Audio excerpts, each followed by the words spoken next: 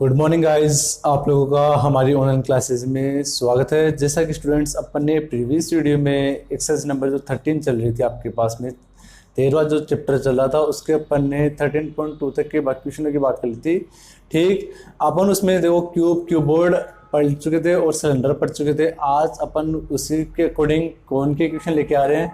तो कोण में सबसे पहला क्वेश्चन लिया मैंने यहाँ पर आपके पास में, curved surface area of A cone is 308 centimetre square. कि एक शंकु है, शंकु का वक्र पृष्ठीय क्षेत्रफल दे रखा है 308 सेंटीमीटर। फिर आपके पास में बोला गया है यहाँ पे and it's slant height is 14 centimetre और उसकी तिर्यक ऊंचाई है वो 14 सेंटीमीटर दे रखी है। आपके पास में पूछा है फाइंड, पहला दे रखा है इसमें रेडियस ऑफ द बेस, उसके आधार की त्रिज्या ज्ञात करनी है पहली। एंड दूसरा पूछा इसमें total surface area of cone, उस शंकु का संपूर्ण पृष्ठीय क्षेत्रफल पूछा गया आपसे दूसरे में। और फिर सेकंड क्वेश्चन दे रखा आपके पास में यहाँ पर a conical tank is 10 metre height and the radius of its base is 24 centimetre. कि एक कोनिकल टेंट दे रखा है आपके पास में, एक टेंट दे रखा है, टेंट मतलब एक तंबू दे रखा है आपके पास में जिसकी हाइट दे रखी है 10 मीटर और उसकी radius of its base is 24 metre और उसकी जो त्रिज्या दे रखी है वो 24 मीटर दे रखी है। तो उसमें भी पूछा आपसे फाइंड, पहला पूछे इसमें slant height of the tent, उस तंबू की आपसे तिर्यक ऊंचाई पूछी गई है। दूसरे में पूछा गया आपसे cost of the canvas required to make the tent, tent बनाने के लिए जो कैनवास जो कपड़ा लगा है, ठीक, उसकी कॉस्ट पूछी गई है। If the cost of the 1 metre square canvas is 70 rupees, 1 metre square कपड़े जो कैनवास का कपड़ा लिया गया है उसकी कॉस्ट दे दी गई 70 रुपए। ठीक, तो क्वेश्चन नंबर में थर्ड की बात करता हूं आपके पास में। थर्ड में बोला गया कर्व्ड सरफेस एरिया ऑफ ए कोन। तो सबसे पहले सॉल्यूशन लिख रहा हूं मैं क्वेश्चन नंबर थर्ड का। तो आपके पास में देखो जो दे रखा वो लिख लेते हैं यहाँ पर। गिवन क्या क्या दे रखा आपके पास में यहाँ पर, सबसे पहले दे रखा है कर्व्ड सरफेस एरिया यानी कि वक्र पृष्ठीय क्षेत्रफल दे दिया आपके पास में यहाँ पर, सरफेस एरिया ऑफ कोन।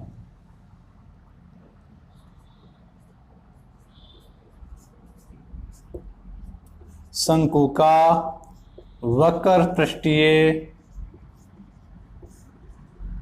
क्षेत्रफल कितना दे रखा है 308 सेंटीमीटर स्क्वायर।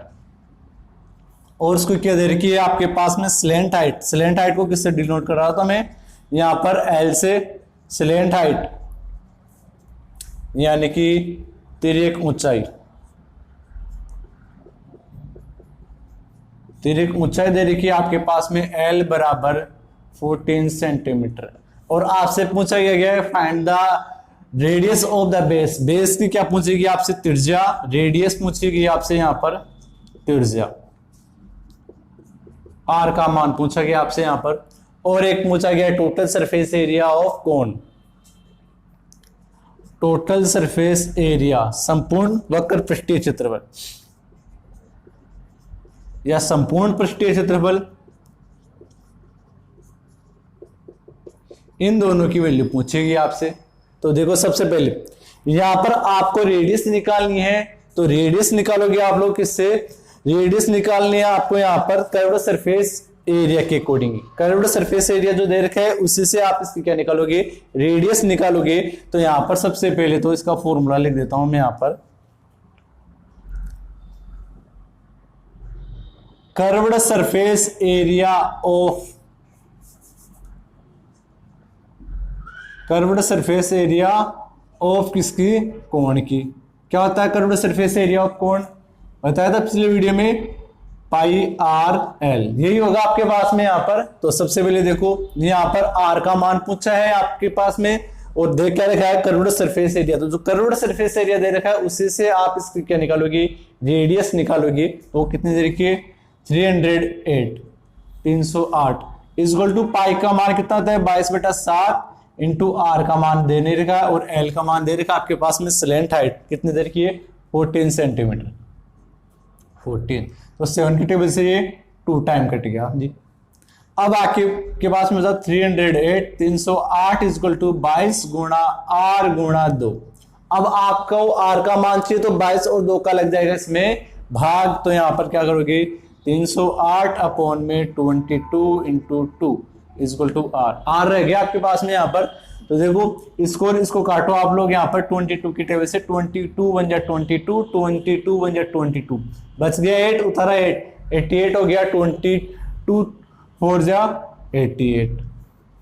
फिर 2 की टेबल से ये 14 को काट दो 7 टाइम। तो आपके पास में रेडियस है कितनी 7 सेंटीमीटर।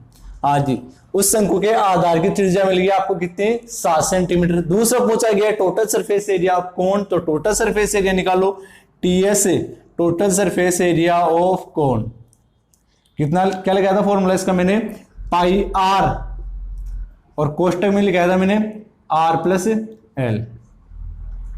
ये लिखा है। देखो टोटल सरफेस एरिया की बात करूं तो देखो यहां पर ये आपके पास में कौन होता है, समझना है यहां पर, जिसमें आपसे ये वाला देखो एरिया वक्र पृष्ठीय क्षेत्रफल दे रखा था कर्व्ड सरफेस एरिया। यहाँ पे ये आधार को निकालना, आधार का क्षेत्रफल निकालना है। तो यहाँ पे क्या करोगे इसके, देखो आधार है सर्कुलर, सर्कल का क्षेत्रफल क्या होता है वर्ग का क्षेत्रफल होता है पाई आर स्क्वायर। ठीक, तो ये फॉर्मूला आपको पिछली वीडियो में समझा चुका मैं।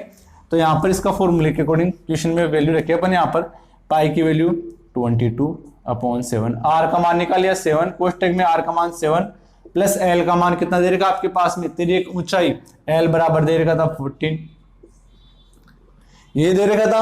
अब आगे देखो 7 से 7 को काट दूं मैं यहां पर, इसको लिख दूं 2 इंटू 11 लिख सकता हूं 22 को, और इंटू इन दोनों को ऐड कर लो तो ये हो जाएगा 21। ठीक, या फिर इसको 22 ही रहने दो आप लोग यहां पर और इनको मल्टीप्लाई कर दो। 22 को 21 से मल्टीप्लाई करोगे तो आप लोगों को करना कुछ नहीं, इसमें 21 का स्क्वायर करके 21 ही इसमें ऐड कर दो फिर आप लोग, तो कितना हो जाएगा यहां पर, या फिर मल्टीप्लाई कर देता हूं 21 टू जा यानी कि 21 दूना 42, 42 का 2 कैरी बच गया आपके पास में 4, फिर 21 दूना 42 और 4 कैरी वाला ऐड कर दो इसमें 46, 462 और आगे लगा दोगे सेंटीमीटर स्क्वायर। ये इसका क्या गया आपके पास में संपूर्ण पृष्ठीय क्षेत्रफल, यानी कि आपके पास में क्वेश्चन में दे रहा था शंकु, शंकु में सबसे पहले बात की थी कर्व्ड सरफेस एरिया, यानी कि इसका वक्र पृष्ठीय क्षेत्रफल दे रखा था कितना 308 सेंटीमीटर स्क्वायर, और इसकी स्लैंट एक ऊंचाई दे रखी थी 14, और आपसे पूछी थी त्रिज्या और संपूर्ण पृष्ठीय क्षेत्रफल, ये दोनों चीज पूछी थी आपसे। तो यह आपने त्रिज्या फाइंड आउट की, किससे फाइंड आउट की, वक्र पृष्ठीय क्षेत्रफल से इसकी त्रिज्या निकाली। फिर इसके बाद में त्रिज्या आर का मान आने के बाद में आप लोगों ने क्या कर लिया, यहाँ पर इसका संपूर्ण पृष्ठीय क्षेत्रफल ज्ञात कर लिया। तो उम्मीद करता हूं आपको क्वेश्चन नंबर 3 समझ में आया होगा। अब अपन क्वेश्चन नंबर 4 की बात करते हैं यहां पर।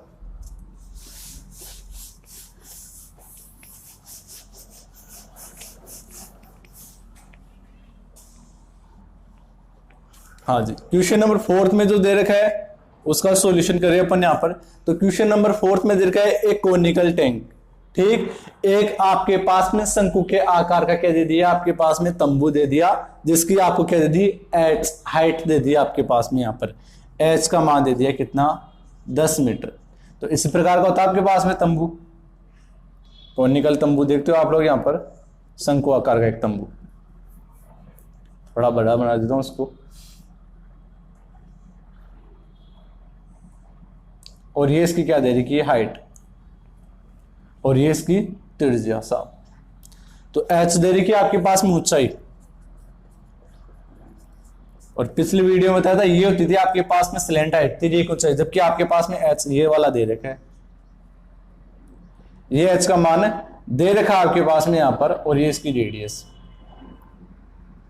ये तो कितने दे दिया आपके पास में एच का मान दे रखा है 10 मीटर, ठीक। फिर इसके बाद में बोला यहाँ पे and the base and the radius of its base, और इसके आधार की त्रिज्या दे दी कितनी 24, ये 10, यानी कि आर का मान दे दिया 24 मीटर, ये दे दी। और आपसे पूछा गया इसमें सबसे पहले स्लैंट हाइट, इसकी तिर्यक ऊंचाई, तो एल बराबर याद कर रहे हैं अपन यहाँ पर, तिर्यक ऊंचाई क्या होता है, H square plus R square, ये लिखा था फॉर्मूला।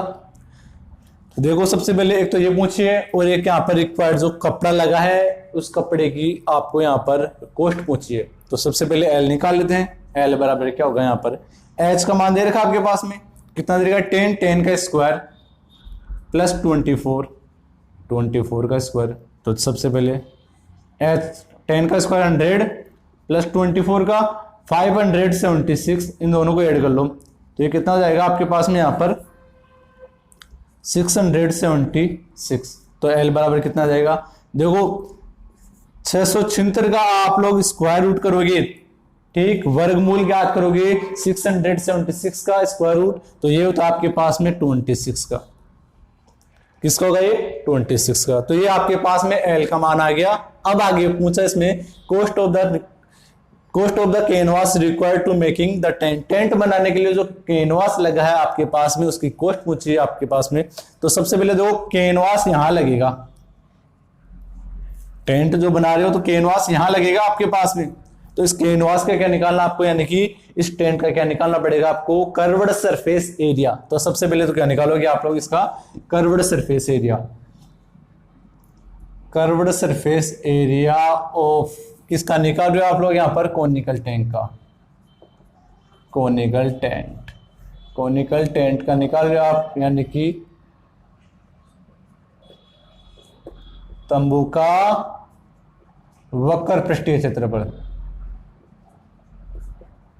और फॉर्मूला लिखाया था कितना, पाई आर एल, ये लिखाया था फॉर्मूला। तो देखो आपके पास में यहाँ पे पाई का मान होता है 22/7, आर का मान दे रखा आपके पास में कितना दे रखा 24, और एल अभी आपने निकाल है कितना 26। ठीक, तो अब इसमें कुछ नहीं करना आपको यहाँ पर, अब इसको काट पीट के इसका क्या निकालो आप लोग यहाँ पर, एरिया निकालो जी। क्या निकालो, एरिया। सपोज आपके पास में ये एरिया आ गया इसका किसमें, मीटर स्क्वायर में। तो अब आगे कॉस्ट निकाल लेते हैं अपन यहां पर। तो देखो आप यहां दे रखे cost of 1 metre square canvas आज कितना दे रखा है, इक्वल टू 70 रुपीज। तो अभी आपको निकालना है, इसलिए कॉस्ट ऑफ, या लिख देता हूं मैं, 1 मीटर स्क्वायर